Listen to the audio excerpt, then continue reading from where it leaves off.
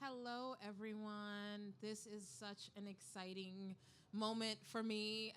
My name is Nana Ekwa Brew Hammond, and I am the editor of Relations and Anthology of African and Diaspora Voices, and I'm so pleased to be joined by two of the contributors, Vanessa Walters and Naomi Carlson, who I'm going to introduce to you in a moment. But before I introduce them, I want to introduce this book. This book is a project that began during the pandemic. It was August 2020. I was sitting in my apartment alone and unable to travel anywhere, and specifically really missing going to festivals on the continent. Two of them in particular. One is called Peja. It's in Accra, Ghana. And the other one is called Ake, which is in Lagos, in Nigeria. And so I had the idea to pitch an anthology that would sort of bring that experience to me in my living room. And it was a really joyful experience. I got the opportunity to read 31 incredible submissions. I actually asked people who I admire if they would contribute to this project, and I'm so blessed that they did. And so this, for me, was about creating a space for us to have conversation around many of the things that we talk about when we're together, but sort of all framed around the idea of just relationships. So every kind of relationship is reflected in this book. We have relations between a pet owner and their dog. We have relations, family relations, the expectations of parents with children, colorism, a man that, has some issues with his darker-skinned wife, and just so many more relationships to home and to ourselves. Without further ado, I want to introduce these two amazing contributors that are here with me. They're going to read some of their work, some of the an excerpt of their work that is within the anthology, and then we'll start having a conversation. Okay, so first up, we have Vanessa Walters. Vanessa is the author of The Niger Wife, currently being developed into a drama series for HBO by Insecure's Amy Anayobi. Her previous books are Rude Girls, Best Things in Life, and Smoke Othello. She also writes plays, the most recent of which was Michael X. And then we have Naomi Carlson. Naomi is a translator, poet, essayist, and author of 12 titles, 8 translated, including Kal Torabuli's Cargo Hold of Stars, Coolitude, published by Seagull Books. An Infusion of Violets, her second full-length poetry collection, was named New and Noteworthy by the New York Times. A recipient of 2 translation grants from the National Endowment of the Arts, she was a finalist for the Best Translated Book Award and the CLMP Firecracker Poetry Award. Decorated with the rank of Chevalier in the Order of the French Academic Palms, she is the translation editor for On the Seawall. So I'm really pleased to be in conversation with them today. First up, Vanessa is going to read a short excerpt of her contribution, The Lagos Wives Club. Okay.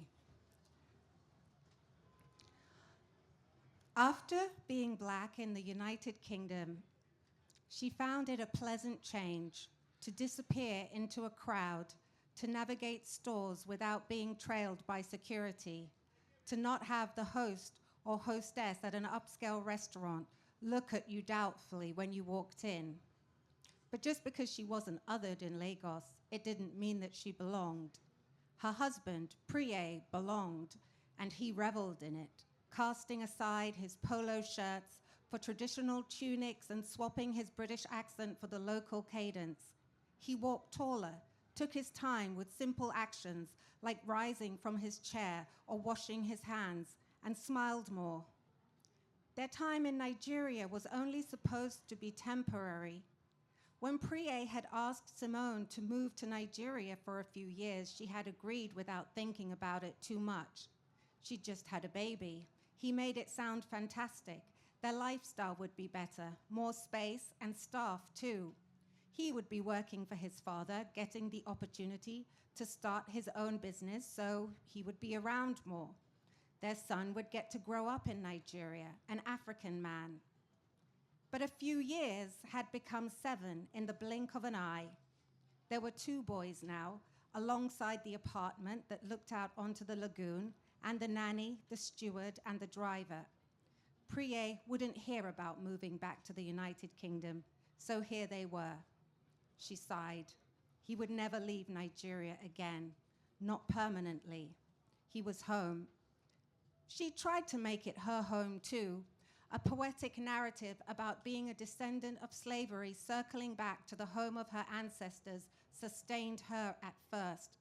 But 7 years later, she still felt like a visitor, a foreign object. She would never be of this place. The conversations about moving back to the United Kingdom became heated arguments. Priye poked at her relationship with her mother and sister. The family she was crying about was dysfunctional, he reminded her. Wasn't she glad to be away from them? He couldn't understand why she would want to leave a life of servants and sunny days to go back to dreary London, where you cleaned up after yourself and had to jump on the tube every day to face the endless grind of the 9 to 5 and racist white people. He didn't see any reason to live anywhere else, certainly not the United Kingdom, where people were as miserable as the weather. It wasn't a country for black people, he said. He spoke more vehemently than Simone had ever known him to, and she wondered if he was shouting at her or himself. He seemed to be out to prove something about all the times he'd been overlooked at work in London or feared by white women opting not to share a lift with only him, or the landlords who wouldn't rent to him, and the taxis that didn't stop, that there wasn't something inadequate in him after all. Years of ignoring and dismissing her had made Priye unable to see or hear Simone. She was the problem, he said. It was all in her perspective. She asked if they could try couples therapy, but oh no, he was an African man who didn't need that useless rubbish. Priye hadn't always taken himself so seriously. He had laughed about bringing swim shorts to Idawari's water birth, and he stuck up for her constantly carping mother, trying to build a bridge between them. But now he was haughty, closed off, and hard to talk to. If she got upset about something, he was dismissive. There are no victims in this house. And things had taken a turn for the worse after she'd caught him in a lie about his whereabouts. He laughed when she said a friend saw him in the Sheraton Hotel in Ikeja when he'd claimed to be in Abuja. You women are always seeing ghosts. They all change, complained Genevieve before she left Nigeria for good last summer. For more than a year, Genevieve had been obviously depressed, griping about how awful everything was, the economy, the mold in her apartment, the theft of jewelry by her house girl, her children's substandard tennis instructor. Finally, she admitted the problem was her husband having women on the side. Before she went back to the United States, they'd held a somber tea party for her, a kind of wake, because although she'd promised to visit every holiday, they knew they'd probably never see her again. Officially, Genevieve's reason for leaving was to settle her children at college, but tongues wagged regardless. Niger wives gossiped, gisted relentlessly. What else was there to do when the sun's pink fingers found you by a pool with a cold vodka and Sprite, and the kids were away with the nannies? I think I'll just stop there. So good. Thank you so much for that. Thank you. We're going to come back to Vanessa and ask a few questions in a moment, but I would love for Nancy Naomi to read the poem that you translated. Sounds good, and that story is wonderful. I've read it from start to finish. Now we're going into the world of poetry. I'm a translator and a poet.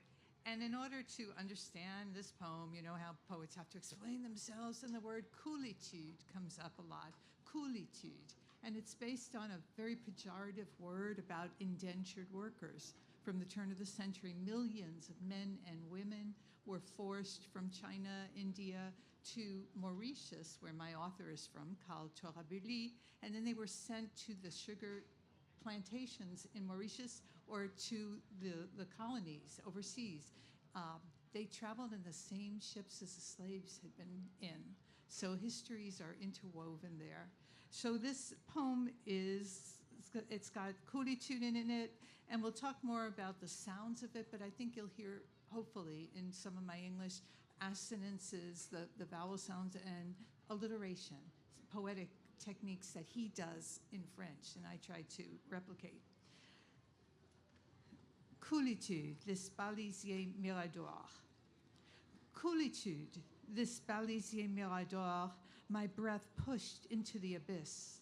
In the bays where swells subside, subdued, history brought back to the time of mooring chains. Here, a reprieved land, a shout turned into a rallying cry in defiance of sentry eyes. My future will be tamed through audacious mosquitoes' confessions of thirst.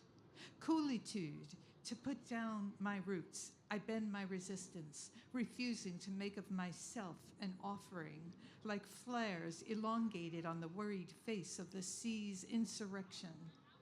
I know who bears high noon in the pulse of their quieted flesh. Coolitude to the climate recognized in the light of the rain, my sword passes through the flash of the burnt mirror. I lift the covers of coffers blackened by my elbows. Who recovers my spices from the fangs of overripe storms? Polished by the patina of sea spray, the ship's saffron unseals the bite of anoles. Coolitude, tillers of Columbus, never tongue without throat. Martinique, Guadeloupe, Trinidad, French Guiana, out of season, these beauties blighting the Malanga harvest. Coolitude, I know when the soft hands of a woman blaze in the season of tales. With calcareous defiance, she penetrates your glance, her mouth smiling from the antics of her epic heroes. Coolitude, how distant that land where the tiger deepens the mystery of the secret country. Let its mythical territory extend beyond our eyes. Coolitude, oh, it's worse than all the fears from here. The cobra dreaming in the middle of the cradle, the mongoose leaping into the fire of its fangs. Coolitude, your hands overcome monsoons accustomed to cutting the petals on rippled water. You rock the shadows of children with eyelids of silences.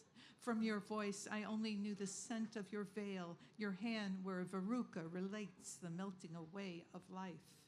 Coolitude, I knew your full voice, this face encircled by my dreams. O Maharaja on a white horse, beheading the cutthroat thief of Cuttack.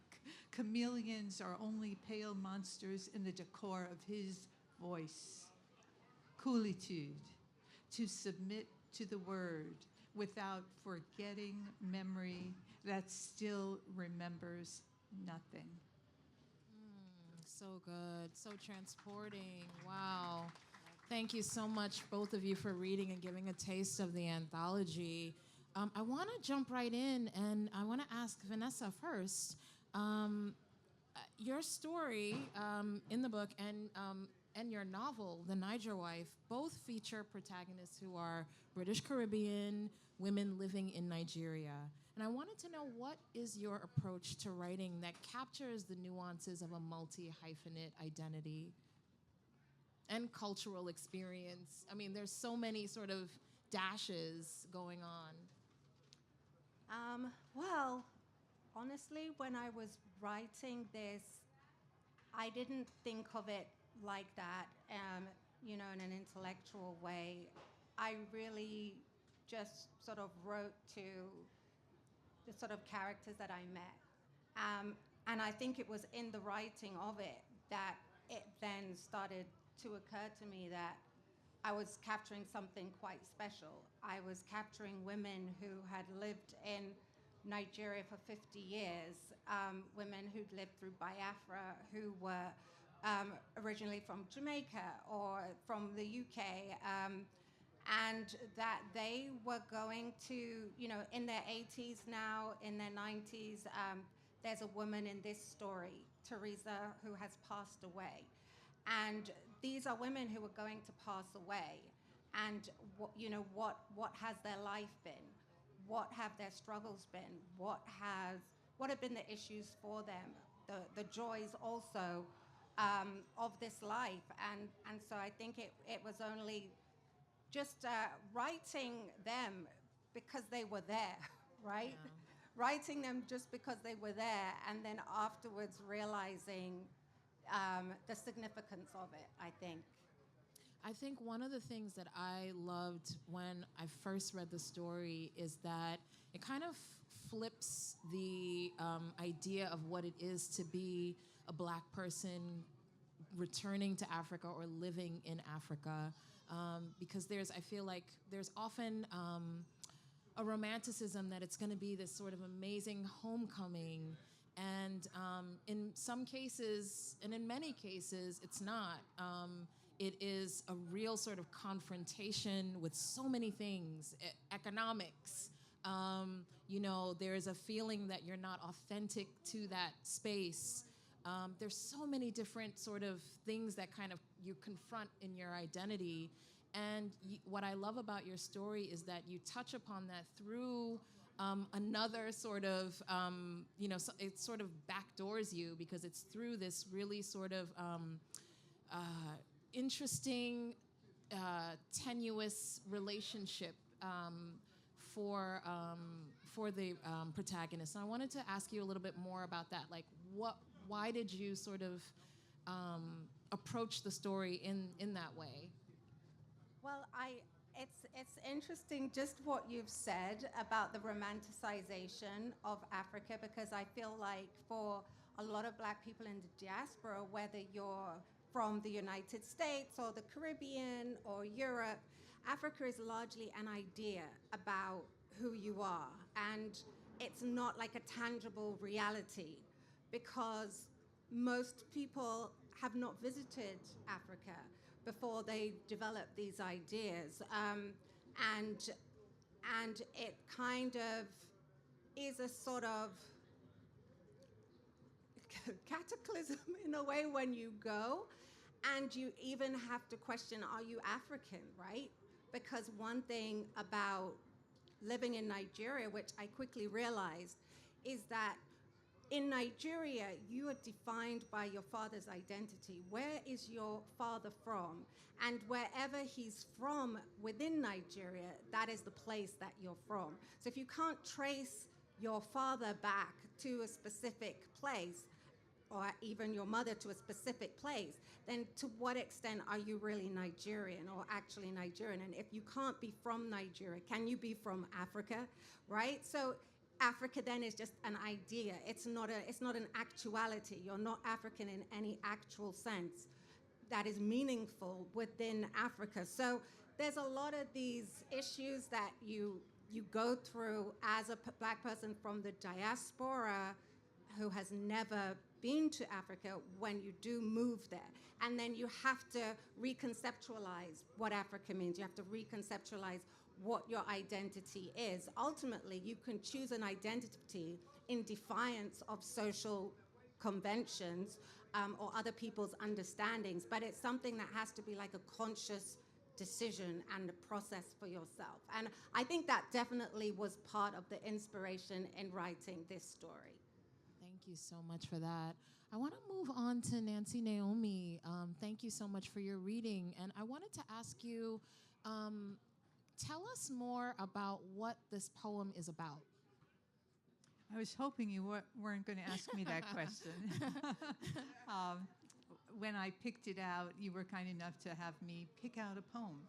And I wanted to choose one that was not in the book that was already translated, but there's a companion book called Chair Corail, Coral Flesh, which continues what Cargo Hold of Stars Coolitude has done.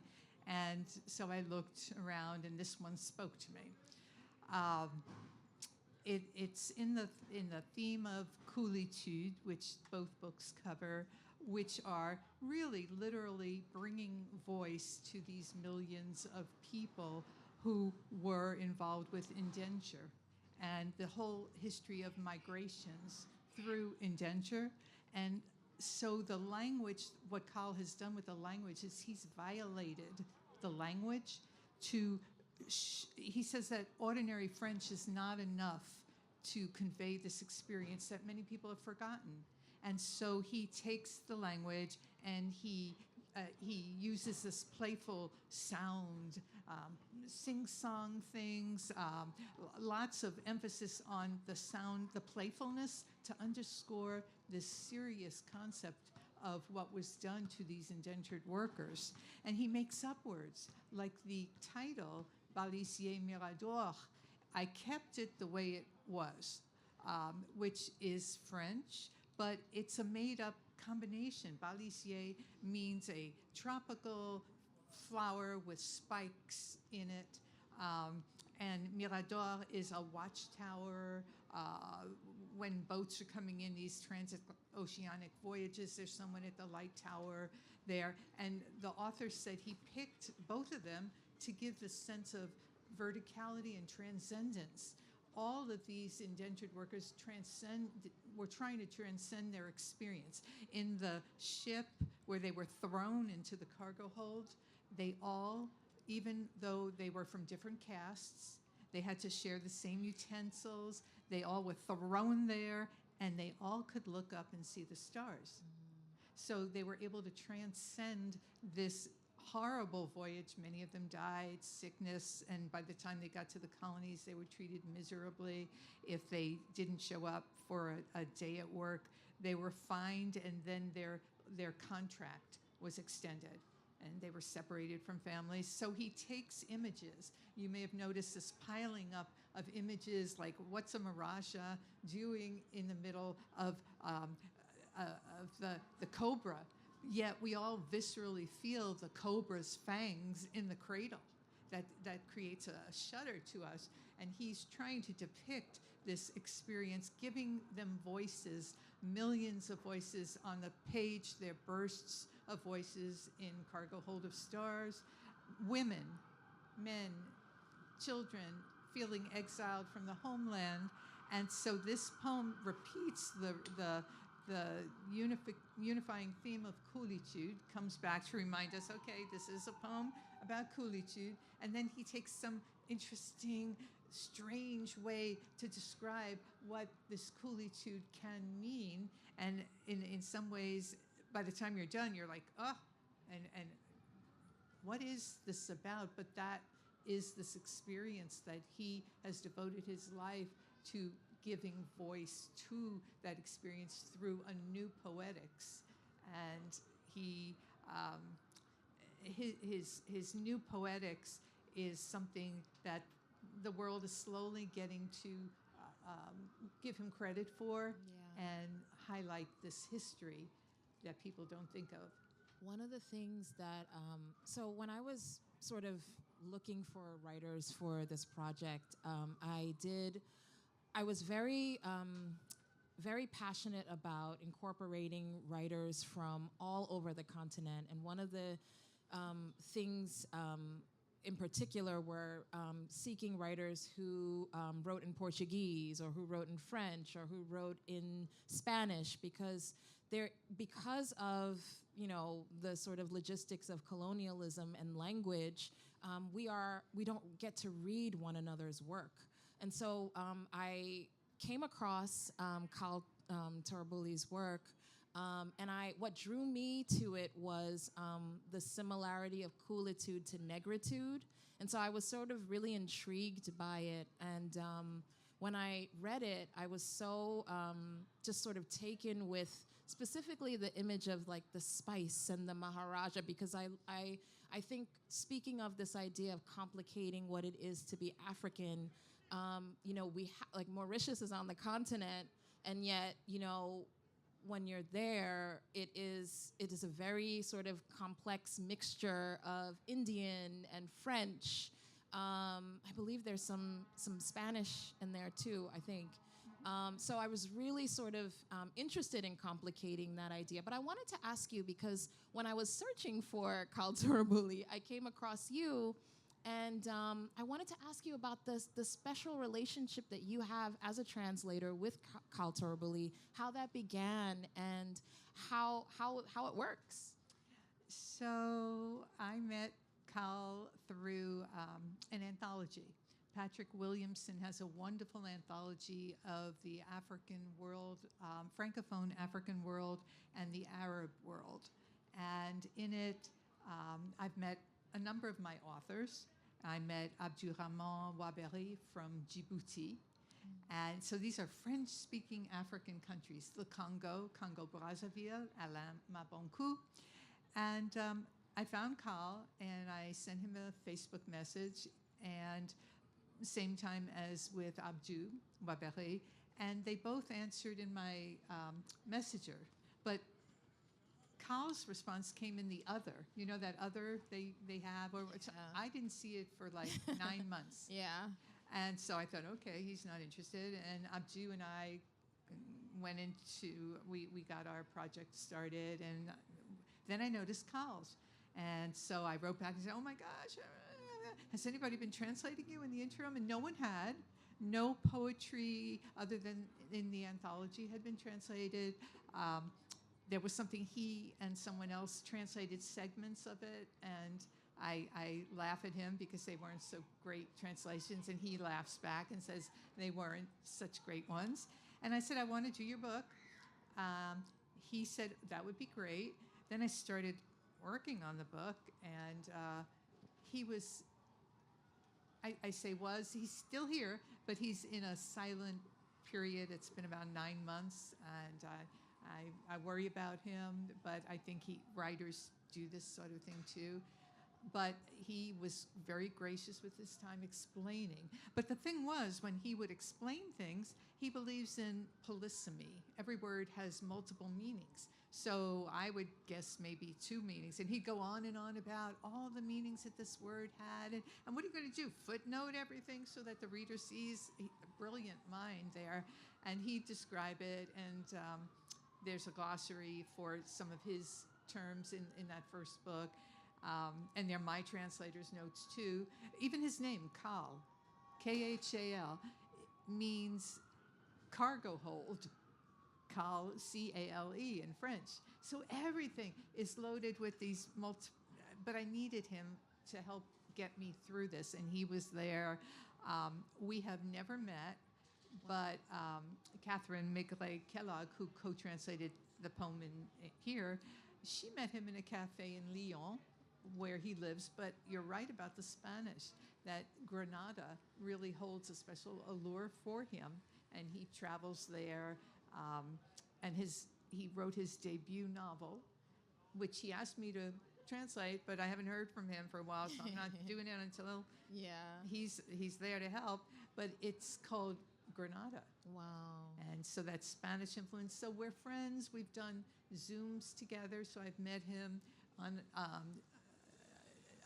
2 occasions together, and then I make him read the poems in English because he speaks English too. Yeah. So to hear his voice reading these poems I've translated that he originally wrote in French, he puts in this his whole sense of who he is in it, and I almost it makes my game go up that I have to read the way I hear it in his voice. Yeah.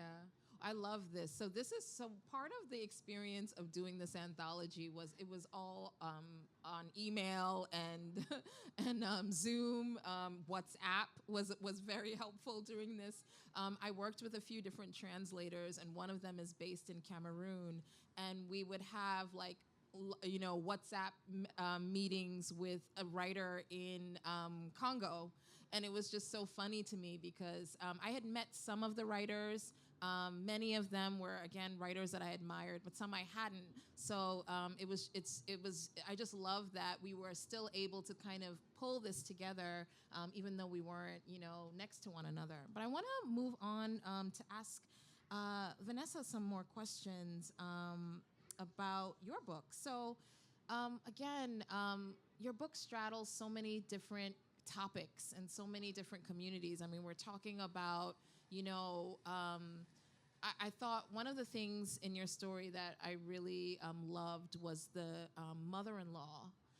So the mother-in-law is sort of teaching the protagonist how to wrap the gele.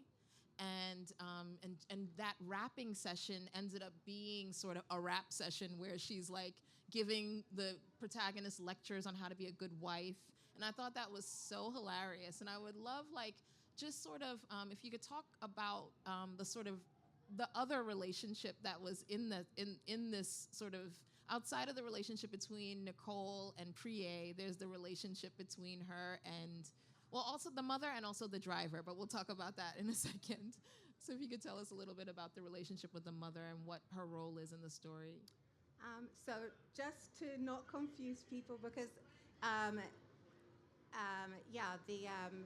the Lagos Wives Club is kind of almost sort of like a foundation for the Niger wife, but it's Nicole in the Niger wife, Simone. Oh my God, in sorry the about that. Lagos Wives Club. Good. But yeah, I mean, I feel like Simone and her mother-in-law have this very interesting relationship where her mother-in-law is a kind of a scourge in the way stereotypically mother-in-laws are, but she also is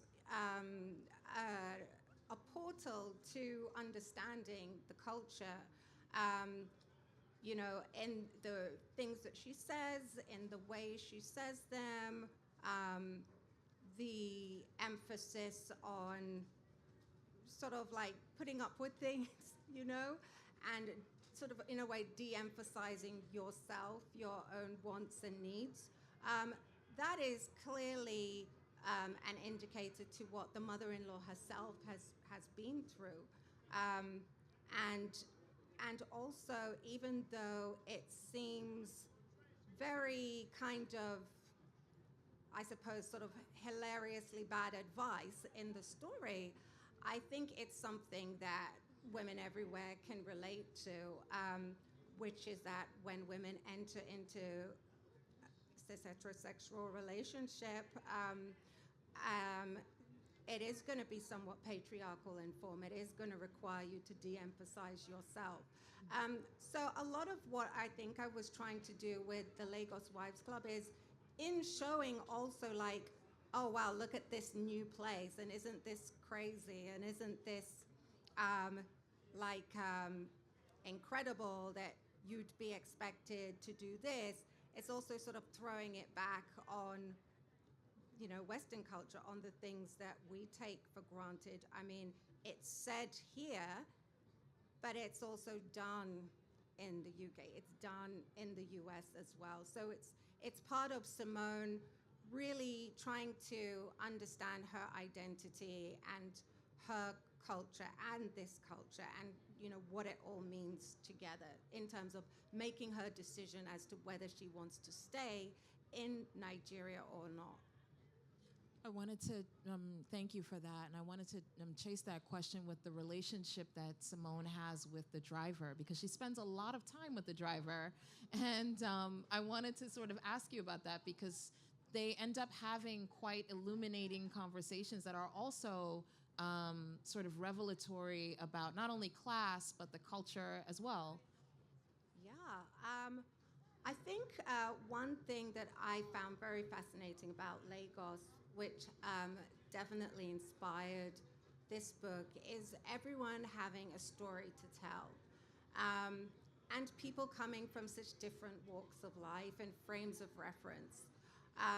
So I guess I was just really exploring that with Simone and her driver's relationship. In some ways, Simone was more comfortable talking to her driver about such things than she would have been a member of her in-law, her family, the family that she married into. And so they have almost like a playful exchange of ideas and thoughts. And yeah, I think that was one of the more fun aspects of writing the story. Yeah, that was, it reads, I love that scene. I wanted to ask you, Nancy Naomi, about translation. Do you consider it co-authoring? What is the sort of, what are the, where does like sort of your translation begin and the work end, or like what is the sort of experience of translating? I think that process depends on the author that I'm translating. And when someone is writing straightforward, it's more my translating, bringing into English what they've said, but not literally. So it's a literary kind of translation, and mostly poetry, though I've done prose. And so then I try and look at the sound patterns in the original, and I can wave this around. This was a sound pattern for actually I do it for people, authors like Carl, who are difficult to translate and not straightforward, but I map out the assonances and the alliterations of the original to get a sense of what's going on there. What is a salient pattern? And then I make sure that I get that salient pattern in there, and I listen to the rhythm. And that's typically what I do with your normal French. When it's someone like Carl, there is more of a co-authoring in that, and I hate to use the word author because Carl is the author. Carl thought of it. He thought of the hardest part, the title of it. He thought of the first line of the book. He thought of the structure of the book. So he is the author, but there's more of a role of a co-author when he has something like some expression that can't be translated into English readily. He likes loin de poix, point de loi, he says. And if I translate it literally, it would be far from the sea or the boat. There's no law, there's no justice or something. But I had to get that playfulness in because the playfulness underscores the horribleness of it.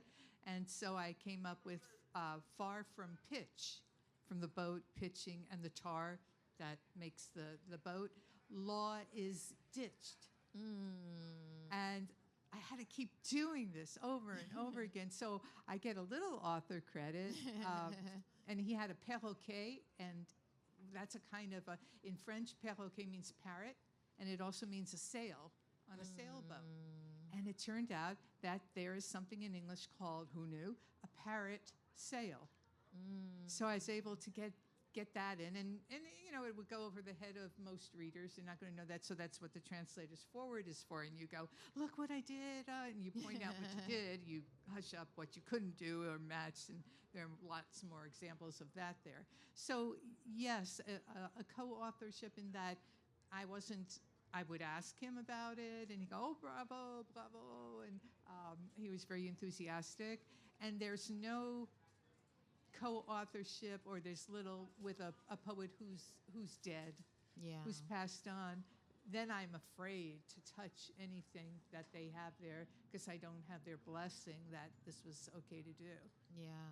I think we're gonna throw it to the audience for some questions, but I want to sort of end on a question for both of you about language, because you know all of this is about sort of playing with words, and especially in a context, you know, in the African context where there are multiple languages going on, and you know, you have the language that is native to the peoples, because there are multiple languages spoken that are original to the continent, but then you have the colonizers' languages that have also, all of it has sort of come together to embed conversations with so much meaning, and there's like, there's like quadruple entendres going on, you know?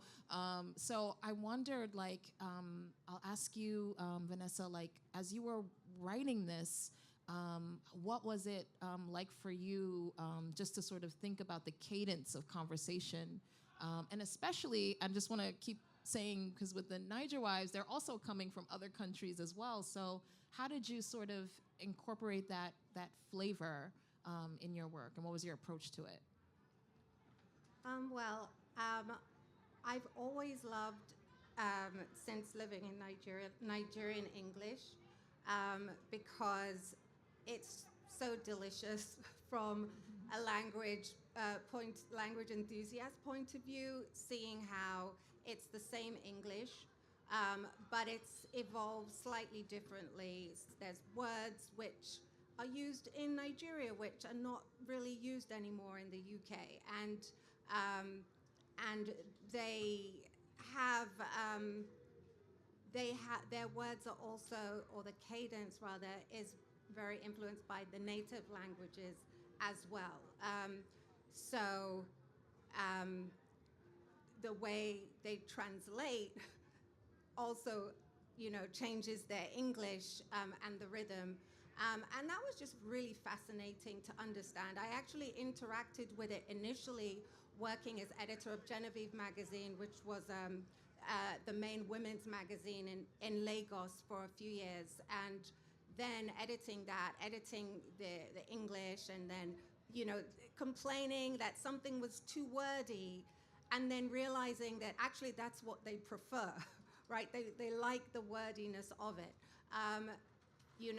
Me perhaps being very, or more, because I'm definitely not an expert, but more fastidious about, where the commas go and things like that. And then seeing that for the reader, they're not bothered by that at all. And then it's like calls into question, how bothered should we be? They like to use, they the uncountable nouns, right? Stuff becomes stuffs, and makeup becomes makeups. And to what extent do you change it, right? To what extent do you gatekeep what English is and how people should talk? And how far do you go in just enjoying what another culture is bringing to the English language? So there were so many things there which I really, and that was such a privilege, maybe it could have been anywhere. It didn't have to be Nigeria, but that privilege of being in another language and being able to enjoy it so much was definitely part of the fun. Yeah, I just want to piggyback what you're saying, because when I was editing this anthology, I came across many experiences where I was like, oh, that for the American reader, we might not really say it that way. But then I was like, no, that's the point. That's the point. It's not, I didn't want to sort of colonize the language in that way, and just sort of let it do what it was going to do, and sit with that. And I think, I still read it sometimes and I'm like, oh, should I have maybe, asked them to think about it in a different way? But I'm so glad that I didn't, because it sits there to show that it is coming from a different context. But yeah, Nancy, Naomi, same question to you. So coming from a translator's point of view, there's so many continuums. There's the literal meaning, and there's far away from the meaning. There is how familiar and smooth the English sounds versus how strange and jarring it is. The jarring syntax versus smoothing it out. And at some point I decide in my head, what is this piece of work going to be, and where am I going to be on this continuum, even though you can change your mind from poem to poem? What is each poem trying to do? So some of them are just, Kyle's poems they make no sense, and they're playing around with the M sound and weaving in other words. And he throws in Mauritian Creole, he throws in French, he throws in Mariner's English, he throws in Bhojpuri. So there's just and he makes up words. So it becomes strange when you just let yourself go with it and say, well, I'm going to do the best I can and I want to get the effect. If the effect is so jarring in his language, I can't then hand the English reader something smoothed out with just what the meaning is there. Part of the translation has to get the tone and the diction in there, and the context of it. And that made the language itself made it the hardest part of translating it. some dilemmas would go on for weeks trying to just get the right thing in my mind and then calling it done. And like you, I could go back and go, oh, why did I do that? Maybe I should have done this or that. You second guess yourself. Yeah. But in the end, you have to reach some kind of get Decision. at peace with yourself and the decisions you've made. Well, perfect time to throw it to the audience. Does anybody have any questions? But before that, I want to thank you so much for, this portion. I could talk to you both for hours. Please, does anybody have any questions? Yes, please.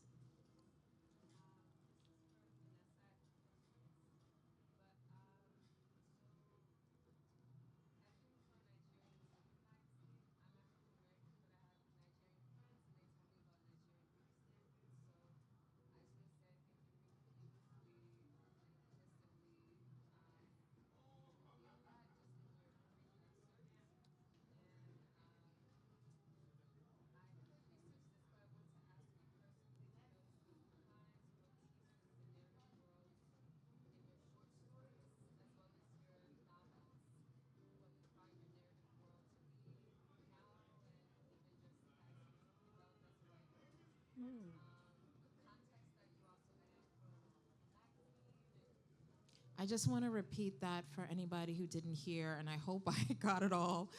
So your first question was about beauty standards and how Vanessa, having worked for a women's magazine and editing a women's magazine, how she sort of engaged with the Nigerian beauty standard, right? So that was the first question. Then the second question was about narrative worlds and how, if she sees any through lines between sort of her work as an editor, her work as a short story writer, and her work as a novelist. Yay, okay. And if what you read, anything you're reading. So I think moving to Nigeria, bearing in mind that I had not lived in Africa prior, and before I moved to Lagos, I had only visited North Africa. So moving to Nigeria, the first thing that really hit me about Nigerian beauty standards is that Black women are in the mainstream of their beauty, and they really own it. They so unapologetic about it. I think I've been in conversations growing up about Black women in the UK, for example, feeling like they have to make themselves small. So the clothes have, they can't be revealing because your curves are not supposed to show, because that's negative, right? You have to have the pin thin figure. So and it's just many different things, having a feeling of smallness, like the reason why you're doing things is to assimilate into something, so to smooth out your differences. Whereas in Nigeria, even though they're definitely impacted by Western beauty standards, and there's definitely colorism and futurism, there's definitely a feeling of wanting to be bigger, wanting to be larger than life, wanting to be looking the best in the room. So there's a lot of jewel colors, and there's a lot of big hair and big jewelry, and a sort of redefining of femininity, whereas femininity had almost been sort of maligned in the West, kind of through the feminist movement, right? So you don't want to look too pretty, you don't want to look too feminine. It's cool to kind of look masculine or like gender non-specific. In Nigeria, it was very, people were reveling in their femininity in lots of different ways. And so I think that was the thing with beauty that really impacted and probably revolutionized my own beauty standards. So yeah, like that's like was one of the best things that for me personally that came out of living there. The other question, there was another question about the through lines. So, yeah, I mean, I really, I write across a lot of different forms. And honestly, if I were to look at through lines, I think they come through questions. Like why is this like this? Who is this person? Like wanting to know more about this person, wanting to know why a place is like this. I One of the early things I did as a writer was I was a writer in residence in London, where I was really looking into psychogeography. So it's like how living in a certain environment makes you act, makes you think about yourself. So definitely that's always one of my inspirations when like I'm looking at a place, like how does this place affect people? How does it change who they are? So were those the only two questions? I think we only have time for like a quick answer to what you're reading. Oh, okay. My reading is all over the place right now. But, you know, I love, my mind is just a complete blank.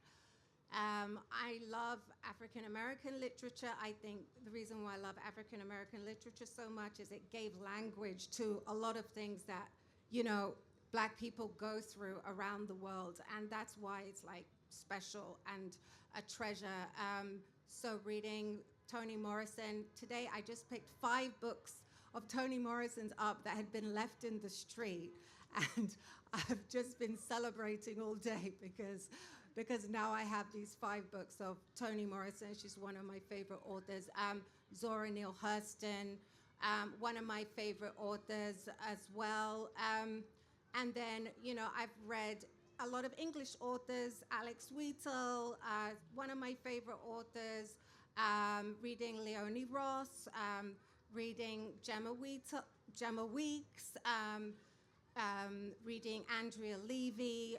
These are all books which have informed my understanding of my heritage as someone who was raised and grew up in the UK. But, you know, I really do. I've read a lot of classics. I studied ancient Greek. I studied Latin. So I've read a lot of ancient Greek plays. You know, I've read Homer's Odyssey and Virgil's Aeneid, and I studied French for several years. So I've read, you know, several French books. So I read very widely and just for joy more than anything else. Thank you so much. I wish we could continue this conversation. Please go pick up a copy of Relations. Read these two incredible writers' work, and there's 30 other writers who also contributed some amazing pieces. So please go pick it up, and thank you for being here.